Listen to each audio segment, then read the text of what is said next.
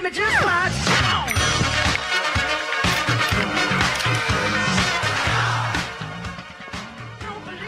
We're back with my friend Dr. Beverlee McClure, who is the head of the Association of Commerce and Industry, which is the statewide chamber of commerce. And this year they've been up at the state legislature working on a lot of business bills. And this is the first time in really recent memory that a lot of these business bills are getting heard. The House, for the first time since I think the 1950s, is now Republican control. And that gave a lot of these bills a chance. A lot of, in the past, it had been social bills only. Right. Especially during these 60-day sessions when you can do more than just budgetary issues. And this is the first time that we've been able to hear these. And you guys have been working on a lot of things: procurement reform, working on creating jobs, working on right to work. I know procurement reform is a big thing with you guys because how the state basically doles out contracts to local businesses, right? And well, that's exactly. been a big thing. And you guys are pushing for transparency in that and new rules on that, right? Well, exactly, because we spend all these millions of dollars for economic development to bring in companies and do these things, and then we spend billions procuring goods and services, and we're just saying those two things should be combined. Why don't we take this money that the state has for goods and services and invest it in ourselves? Mm-hmm. Because really and truly, if we don't invest in ourselves, how do we convince somebody else to invest in us? Why don't we now? It seems like it makes perfect sense that we would be spending money with New Mexicans. I mean, why didn't that happen in the first place? You know, I think it's an issue probably this administration inherited that's gone on for years, and I don't think it's anything that's bad, or it's just a matter of sometimes cutting and pasting requests for proposal from another state that has something in it that's not necessary and actually precludes New Mexico companies from competing. So I think it's just a process and some practices, which is one of the reasons we want to shed some light on it. How much of this is lowest bid contract stuff too, though? I mean, a lot of it, doesn't it come from lowest bid? Like they basically, a small New Mexican company can't compete with a large out-of-state company on a lowest bid road contract, for example.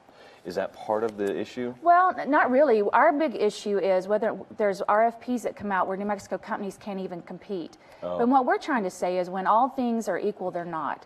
And so we're not saying you have to spend more money to be local, but we are saying that there's times that we keep a company from even competing. And so if all things are equal, go with the local company, because that money is going to generate, just like we were talking about with the local restaurants. Right. That dollar invested, and there's studies to show that the cumulative impact of that really is important. It's much, much bigger. The Jobs Yes. Council went through a lot of that too, right? It did. It was a bipartisan Jobs Council formed, I think, 2 years ago. That's correct. And they worked to figure out the numbers are mind-blowing on this. It's like 120,000 jobs. 160,000. Just to get back to pre-recession That's right. levels? It's mind-blowing that we need that many jobs. So 160,000 in the next 10 years to backfill for what we lost, and then that not so we also can survive, but accounts so we can thrive. Right.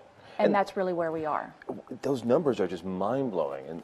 But it's been a bipartisan effort to try to figure out how to grow these different sectors of the economy. And everything from food service to manufacturing to you name it, film business, everything, right? That's true. And then, cyber technology, all the things that we in New Mexico can build on. Right. And that uses the resources that we have in the most efficient way possible. So as you've been up at the legislative session, are you finding bills are really speaking to that Jobs Council report? Are legislators actually listening to it? They actually are, and even when there are issues that maybe people don't agree on, they'll ask, did the Jobs Council recommend this? Is this part of the jobs package?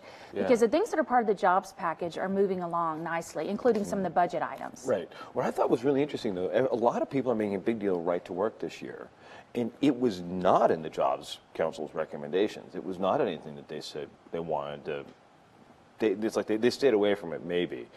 But the issue came up. There were some economists telling us how many new jobs we needed, and somebody asked about right to work. And so when you have an economist for NMSU and another economist for UNM, both of them made this statement that it wouldn't impact New Mexico, and so that kind of just that conversation just went away. Why, then, if it went away in the Jobs Council, which was a bipartisan effort, That's why correct. did it not go away in the overall legislative body, and how did it become such a priority this year for even ACI?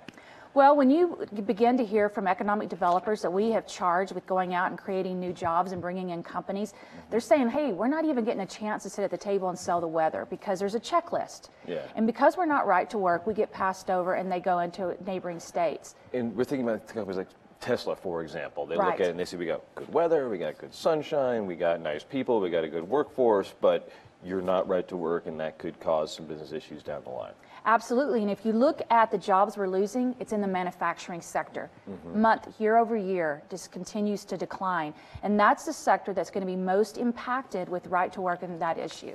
And you know, we've had on some folks on the show who've both supported and talked about, you know, some of the issues involved in this. Right. You know, I know that at least some people are saying that it would not actually help New Mexico's wages. In fact, it would depress wage growth. Is that a topic that's really being discussed at the legislature, or is it more of just a political, ideological idea right now? No, everything negative that can be with right to work has been discussed, and mostly by the workers who truly believe that. They truly believe that if this legislation's passed, they'll lose their jobs, they'll lose their health care benefits, their wages will go down. So, but it was my understanding with the bill that it doesn't preclude you from joining a union at all. It just makes sure that if you're not in the union, you're not being forced to pay union dues. Exactly. As a matter of fact, states that are right to work have a larger percentage of their population unionized, and did so after right to work.